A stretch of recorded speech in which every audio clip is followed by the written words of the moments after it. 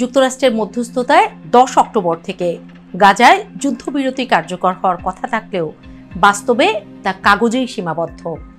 গত কয়েকদিনেই ইসরায়েলি হামলায় প্রায় 100 ফিলিস্তিনি নিহত ও 200 জন আহত হয়েছেন।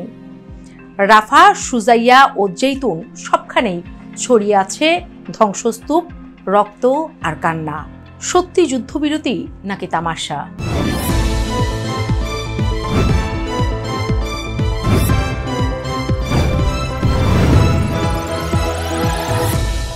রোববার ইসরায়েল দাবি করে হামাস চুক্তি লঙ্ঘন করেছে এবং রাফায় সংগঠনটির 2 যোদ্ধা 2 ইসরায়েলি সেনাকে হত্যা করেছে।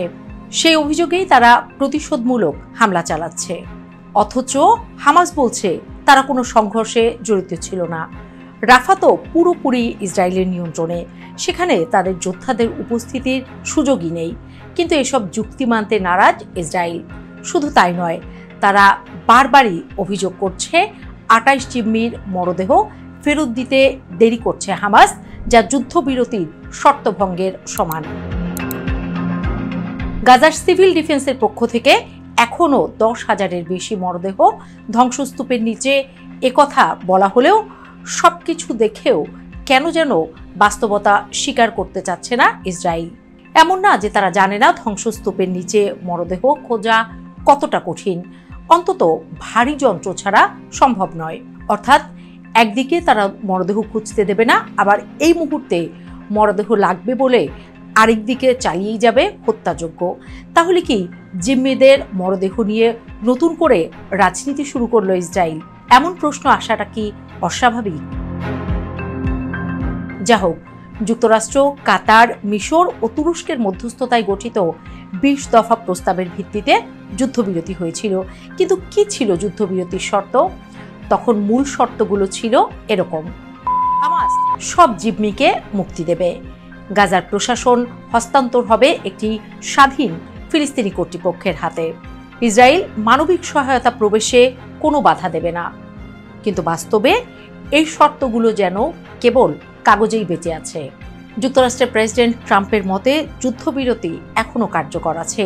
তিনি এও বলেছেন, মার্কিন কর্মকর্তারা পরিস্থিতি খুব শান্তিপূর্ণ রাখার দিকে নজর দেবে। তারপরও কেন চুক্তি লঙ্ঘন করেছে ইসরায়েল? গাজার সরকারি সূত্রের হিসেবে ইসরায়েল 80 বার যুদ্ধবিরতি চুক্তি ভঙ্গ করেছে।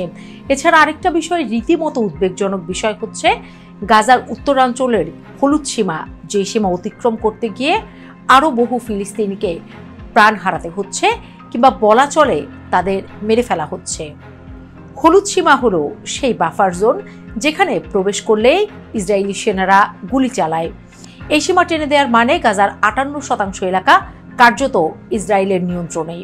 বোমা আর আর্টিলারি হামলায় পুরোপুরি ধ্বংস হয়ে গেছে বেইত হানুন, সুজাইয়া, রাফা, খান ইউনিসের অনেক এলাকার অধিকাংশ বাড়িঘরই। এর মধ্যে আবার এই হলুদ সীমা। যারা বেঁচে আছেন তারা এখন জানেই না তাদের বাড়ি হলুদ সীমার ভেতরে নাকি বাইরে, ফলে তারা নিজ ঘরে ফিরতেও পারছেন না, এমনকি এর মধ্যে নিজের জমিতে দাঁড়াতেও ভয় পাচ্ছেন।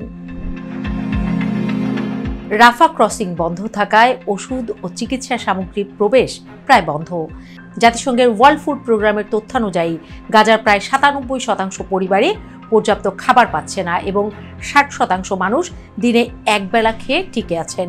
অর্থাৎ যুদ্ধবিরতির কাগজে শান্তির কথা লেখা আছে, কিন্তু গাজায় এখন চলছে নীরব মানবিক যুদ্ধ। কথা বললে কি খুব ভুল হবে?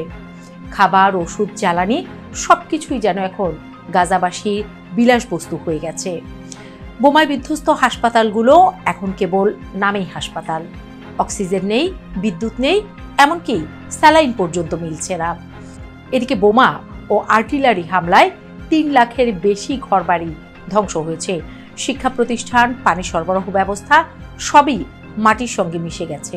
ইসরায়েলি নিষেধাজ্ঞার কারণে সিমেন্ট, জেনারেটর, নির্মাণ সামগ্রী কিছুই প্রবেশ করতে পারছে না। ফলে পুনর্গঠন নয়, ধ্বংসস্তূপই এখন নতুন গাজা। 10 অক্টোবর থেকে কার্যকর হওয়া যুক্তরাষ্ট্র মধ্যস্থতায় যুদ্ধবিরতির পর অনেকেই ভেবেছিলেন হয়তো অবশেষে থেমে যাবে রক্তপাত। কিন্তু গাজার আকাশে এখনো আগুন জ্বলছে, ধোঁয়ায় ভরে আছে বাতাস, আর মৃত শিশুদের মুখে এখনো লেগে আছে ধুলা, রক্ত আর ভয়। এজন্য এক নীরব যুদ্ধ, যেখানে চুক্তির কালি শুকোনোর আগেই ভেঙে পড়েছে শান্তির প্রতিশ্রুতি। কিন্তু তাও গাজার মানুষ বাঁচতে চায়, আবার নতুন করে স্বপ্ন সাজাতে চায়। বোমাহীন সুন্দর এক একটা নতুন দিনের প্রত্যাশা কি তাদের জন্য খুব অন্যায়?